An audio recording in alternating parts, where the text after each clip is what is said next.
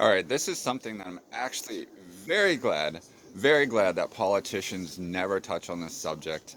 Um, when we talk about change and revolution, and there's kind of this underlying fear of, oh, should we push a revolution, political revolution? Everything becomes politicized, everything becomes one side versus the other. But there's still one thing, and I have to use politics to kind of push through this.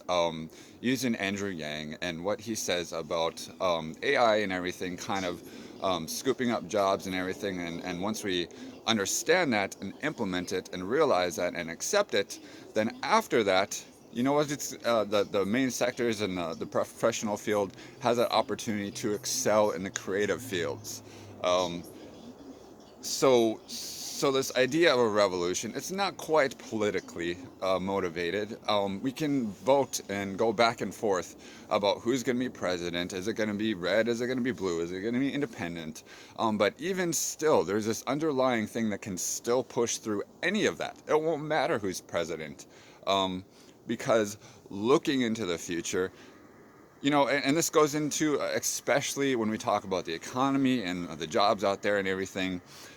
It is interweaved with the general concept of when you're in any city and you talk to people that live there. Generally, no matter where you live or how long you've lived there, it's always like, oh, there's nothing to do here. This is completely boring. Like, this is a boring place to live and everything.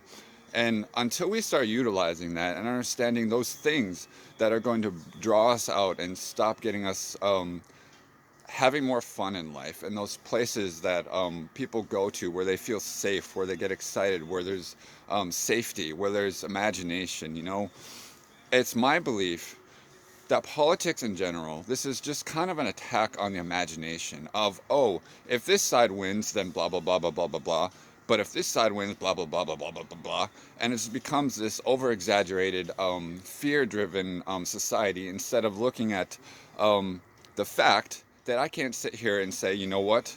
The Republicans have a worse imagination than I do. Ha, ha, ha.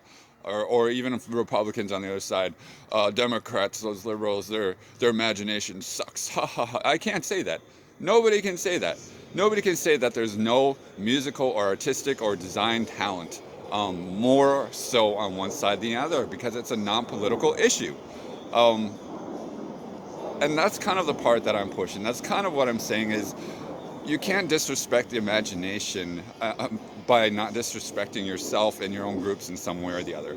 Um, and that's just where mine's at. Revolution, political revolution, things got to change, yes, but it won't matter as far as the capability and the capacity of people to get innovative, creative, the entrepreneurs and everything, getting people excited about their own businesses. There's those things, when you're in high school, you're like, I want to own a bakery shop or a fabric store or a restaurant or an entertainment industry or a indoor paintball or skate park or things, and I still feel even on that level too.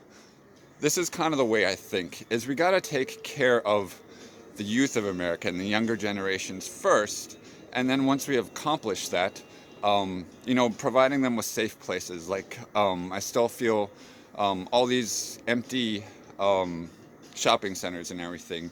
You have kids running around everywhere. You know, kids are kids. Kids get in trouble, but you give them safe places and everything that they kind of design themselves. They kind of bring their own elements to it, um, and we start to bring these things for kids to let their imaginations be free and let them express themselves. And then once we start to get that moving and generating, then we kind of reward ourselves as adults for new restaurants or new bars or um, places where we feel comfortable and we can go and listen to music and live music and have more of that. And then we start working at places we've always wanted to kind of be part of when we were younger. So it's a cycle of using the imagination outside of the political field. The political field doesn't even matter in the creative sectors. Um, and I just don't understand. It's possible, and that's kind of what I'm trying to emphasize here. Like despite getting worried about who's going to be president, who's not going to be president, what issues they're going to instigate or whatever, that doesn't matter. As in this part, this small little fraction of the human consciousness of dreaming and excelling and looking forward and looking